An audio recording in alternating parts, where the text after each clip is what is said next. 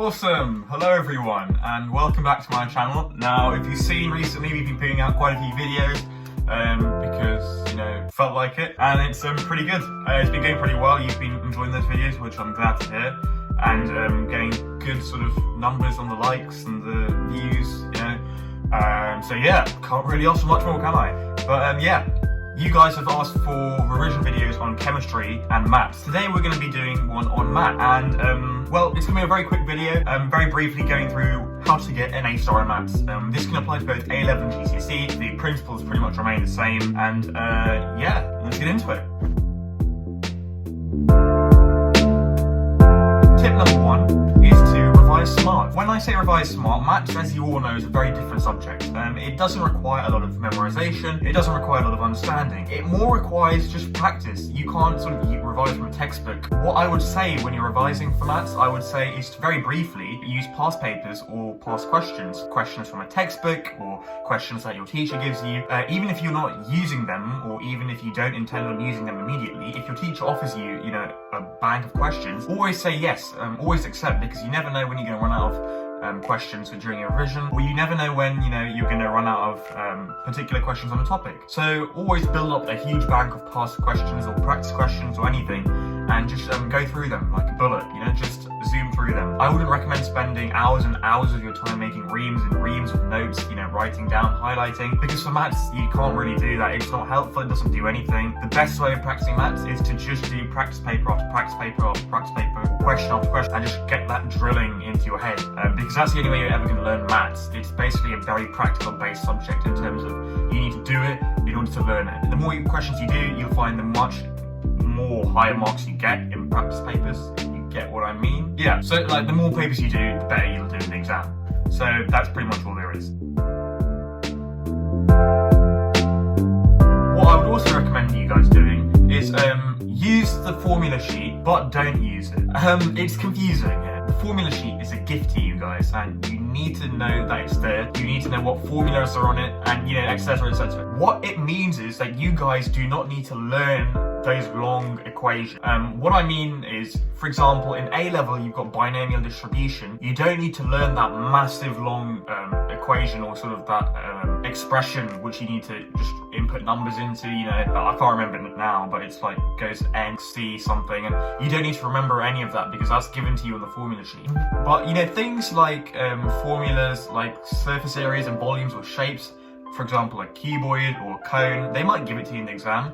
I would recommend just learning it anyway, and it just saves time having to go back to the formula sheet and looking at it and going back. In the exam, you might be pressured for time, and it's easy if you just know it off by heart. A, because it saves you time, and B, you're probably more likely to know how to use it, and you'll be able to use it much easier. And the final thing to do with the formula sheet is, just because something's on the formula sheet, it doesn't mean you don't need to revise. When you're using the formula sheet, it's basically a tool there for you. In case you've forgotten, it's like a plan B, last minute thing. So it's very much sort of if you've forgotten it, go back and use it. If you remember it, don't go back and use it. When you're revising, revise questions that come up about, for example, the volume of a cone. That might come up in your formula sheet, but still do it, because it makes it so much easier to use the formula. You might not actually remember it, but when you see it in the formula sheet, you'll be like, okay, yeah, let me just write it down and I know how to use it exactly. Because if it's the first time you ever come up against a question, for example, using a formula of a cone, you might not know what h means. Is it the perpendicular height? Is it the diagonal height? Is it the width of the base? Like, what is h? What is h? All the formula sheet will tell you is h, l, w or something. It won't say what each of those mean, or it won't give you a diagram of what h is. So you need to know what each value is. So while you don't need to know the actual formula, I would recommend still dedicating revision time to everything on the formula sheet. Hopefully that makes sense. Have time management. It's the worst thing in the world in a maths exam, and I'm saying this from experience. I've done this before plenty of times, whether it's been on a maths exam, whether it's been on my BMAT. I've had this experience before. To have a good run of questions, you're feeling good, get to question 12, halfway through the paper, and get stuck. And then spending the next half an hour of the paper on question 12, not getting anywhere, realising you've got 10 minutes to do the rest of the paper. Now, that is a real problem, because what happens then is usually they tend to stick harder questions towards the end. If you've done any exam, you'll know that. So what I would recommend doing is, if you get stuck on a question, just move on. Have time management in your head. So before the exam, when you're doing past papers, calculate, okay, I've got this many marks, I've got this much time, I want about 10 minutes at the end to check my answers. okay, so I'm going to dedicate 2 minutes per question, or 1 minute per question. And in the exam, you're not allowed watchers, but you do have a big clock on the front. Make sure you're looking at the clock every single, minute. And make that a habit when you're revising, when you're doing an exam. Don't use a watch, just use a big clock, in front of you, or a computer like my MacBook over here, whatever you've got. Set up a big clock and make a habit of checking every minute.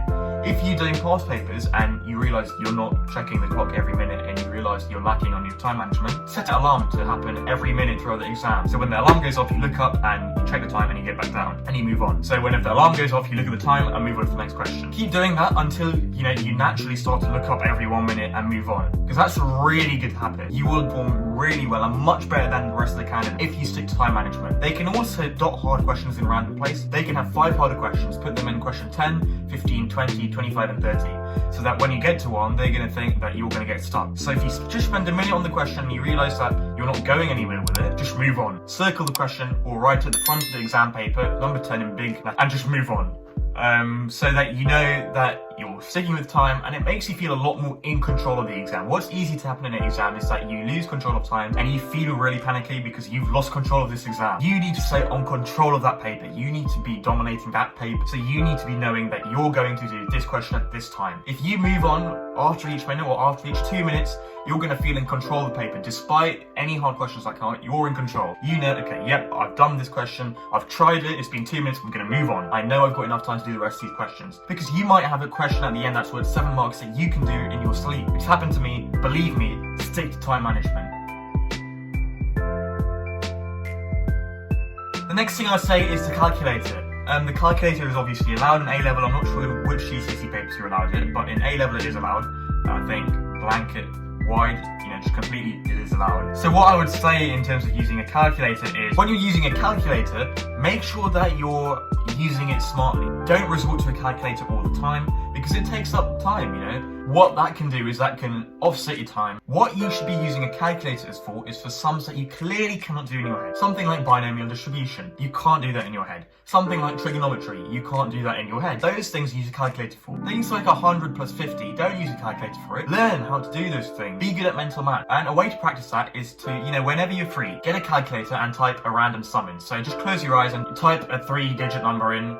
Press a plus sign and type a random 3-digit number in. So you've got a random sum in there. Look at the calculator, do it in your head, see how quickly you can do it, and press equal. Keep doing that, every day. Dedicate about 20 minutes to that. Or when you're just in the car, or when you're, just sitting on your own at home, trying to be really quick at it. If you want to be really good at it, time yourself and try and nail yourself down to, maybe 2 seconds per sum. But try and get really good at it. As you do this, you'll pick up little tricks that help you. So for example, if you're doing multiplication, you'll probably realize milestone multipliers. So for example, things like 25 times 25 or 15 times 15, you'll pick up those things really quickly. As well as this, I recommend learning fraction to decimal conversions really well. So things that'll come up, such as 1 over 8 and 0.125, things like 1 over 10, 0.1, you should know that, 1 over 4, 0.25, 1 over 5, 0.2, things like that, just really obvious. I would say learn everything, 1 over 1 to 1 over 10, learn everything.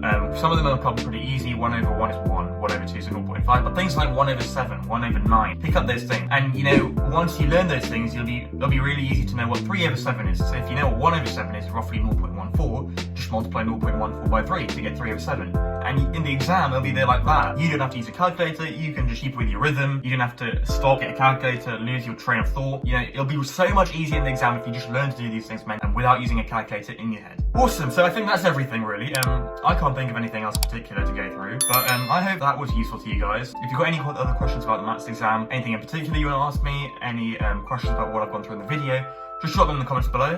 Also, feel free to message me on my Instagram, which I'll put here.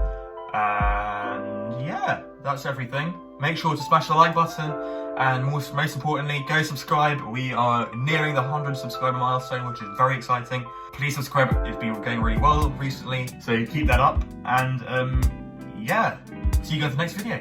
Peace.